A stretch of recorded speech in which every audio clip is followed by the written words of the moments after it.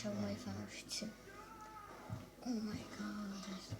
Teď jsem se koukala na jedno video, kde bylo jakoby nový tanec. Jestli chcete, tak já vám teď jakoby můžu ukázat. Ano, řve nám tady televize, protože se koukáme na zombíky. Ano, je 1 hodina ráno. A já vám ukážu ten nový tanec. Prvně to bylo, že děláte tak a pak jen tak a tak a tak prostě. Já vám to ukážu, až bude ráno, nebo teď. Teď to prostě nejde vidět, víte. Samozřejmě kluci na telefonu, Samuel taky na telefonu. Může být ticho. A Sebastian spí samozřejmě. Jako vždycky. My zase jsme do 3 ráno zbudění, bo chceme. Ale kdo se koukal na tento kanál, tak ale napište mi něco do komentářů. A doufám, že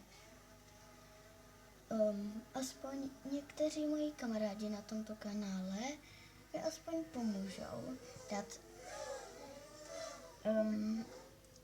asi tak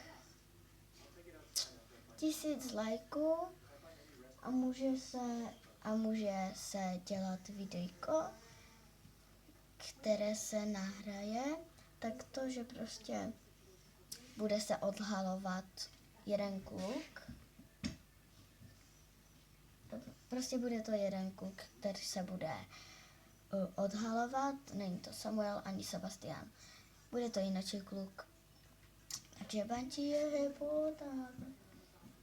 Takže 1000 lajků a na tomto videu už bude fotka, pokud mi to vůbec bude nainstalovat.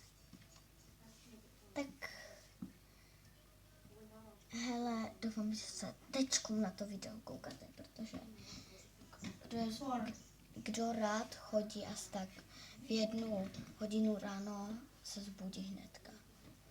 Tak zvedne ruku. Já to vždycky dělám takto. Takže já s váma musím loučit, budu se koukat na holky na videjka, aby jsem vám ukázala ty tanečky. Tak papa.